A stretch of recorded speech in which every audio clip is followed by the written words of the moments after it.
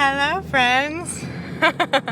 This might be a little jiggly, so I'm gonna apologize in advance, but I really wanted to connect with you live today, and I'm on my way to the airport. So we're in a Lyft and connecting with you live. I wanted to share something that's been really helpful to me lately, and then do a Q&A with you if you have any questions or thoughts or insights to share. So as with anything, take what of this resonates with you and let it spark off in your own way, and leave anything that doesn't resonate. But for me, there's a lot of talk about authentic experience and being your authentic self, and I think because I do accents and all sorts of things, people tend to be interested in what's the real me or real experience. And this is fascinating, and one thing that's been very helpful to me, because I feel like that's kind of all we're here doing. We're just here having authentic experience. And to the extent with which I can surrender myself to fully feeling and experiencing that moment for what it is, and kind of calling it what it is, then I can move on to have other experiences. And if I don't, maybe it's too traumatic and I don't experience it all the way, it'll come back and we can try again. So what's been helpful to me is to just look at what's coming up. Recently I had an experience that brought feelings of betrayal up for me.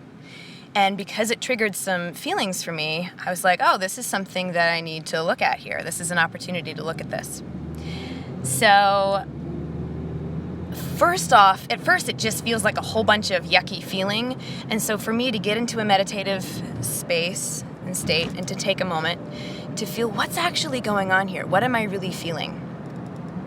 And so what came up to me is betrayal, shame, guilt, anger. Just like allowing, like, what are the feelings? And that's kind of a left brain process. It's not the same as actually feeling them, but it's important to just call it what it is really, really helpful. So I can go, oh, okay.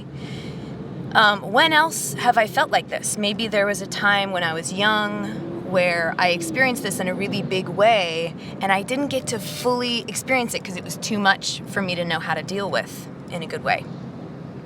So again, in that meditative state, I can go back to maybe it's time for me to be able to let that go now. And I can go back to that memory. Maybe that'll be helpful. And again, feeling what these feelings are. And what's been really freeing to me about calling it what it is, betrayal. It's like, all right, let's really go into this experience. That's what it's here for. For me, as the universe, to experience as this particular human constellation that is Amy. Let's really experience this betrayal. Let's just totally do it so that I can be done with it forever and never have to repeat it again by calling it into my life in a different form. So, letting myself cry if I need to cry or be angry if I need to be angry is really helpful. And then something that my spiritual counselor, who's amazing, Maureen Riley at purelyvital.com, if you're looking for someone to help guide your process, she was reminding me of a practice that I've done at different times, but she really makes it clear, and I'm going to share that, some things with you. So to imagine, maybe there's a person so for me, there was a person I needed to talk to. There was a person I needed to say something to that I hadn't been able to authentically say. And so I just imagined seeing that person in front of me. And you can call that person's spirit, or the aspect of you that you project onto them, or your imagination, whatever is helpful to you. So visualizing that person, saying from my heart what needed to be said. And it can be very simple. As simple as, I felt betrayed by you and that hurt me. And I felt sad because this and that. It doesn't need to be a huge tirade, just really from my heart what needs to be said. And then what Maureen was saying was, really allow them to, so last week we were talking about meditation and what's the difference between meditation and prayer, and the importance of asking for the guidance and then listening. So once I've said my piece, really listening, seeing how they receive that, seeing them having heard me and seen me. And then maybe they have something to say to me that I needed to hear, and receiving that. And maybe there's some more. A lot of times we go into these processes and we're like, okay, that's good enough, that's done, I felt enough, which is fine. Your inner healer will know how much to do. But if you can stay with it, lean into it a little bit more, see if maybe there's some more to say, to hear, to fully experience. Maybe there's a forgiveness piece that's actually ready to happen now, not just because we think we're supposed to, but that's actually feeling ready to happen. And we can do that piece. And maybe there's somebody else to call forth and have a dialogue with. So that has been tremendously helpful to me. And I wanted to share that with you.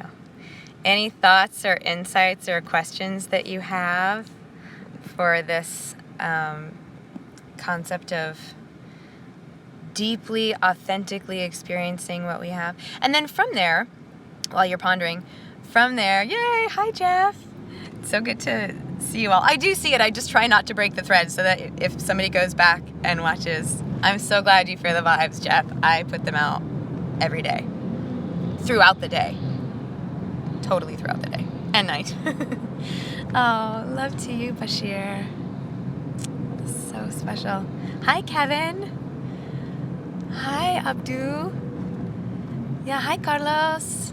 We are connected.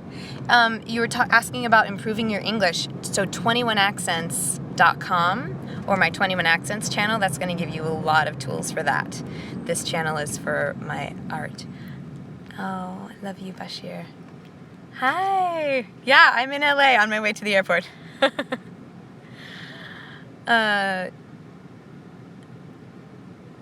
Oh, thank you, Sean.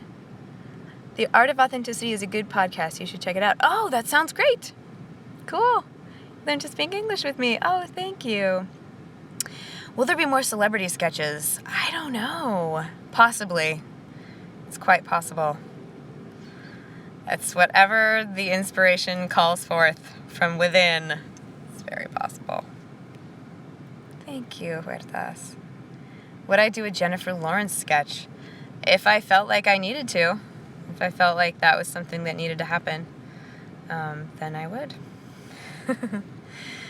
So just completing that, once I've done that process, thank you, Sean. Once I've done that process, I like to just ask, is there anything that needs to be released or rejuvenated here? Is there anything more that I can glean from this insight? What do I do? Good morning, Leo. I am an actress and a singer and a writer and a creator in many ways. And occasionally I coach dialects or accents or whatever you want to call them. And I founded 21accents.com. I don't know, I love to be inclusive. Cool. If I can dress up as a superhero, who would I like to be and why? And I'm Janae. Superhero. Well, that's kind of a trick question. Because I'm developing something. So I guess my superhero would be like a chameleon of compassion. If you remember that, it might come back to surprise you later. Cool. How I can do so many more accents than 21. Agreed. Yeah. I don't know how many. I just keep learning them. It's fun. Thank you. Yay. So this is my real accent. You thought I was British faking an American accent. Well, it's all real.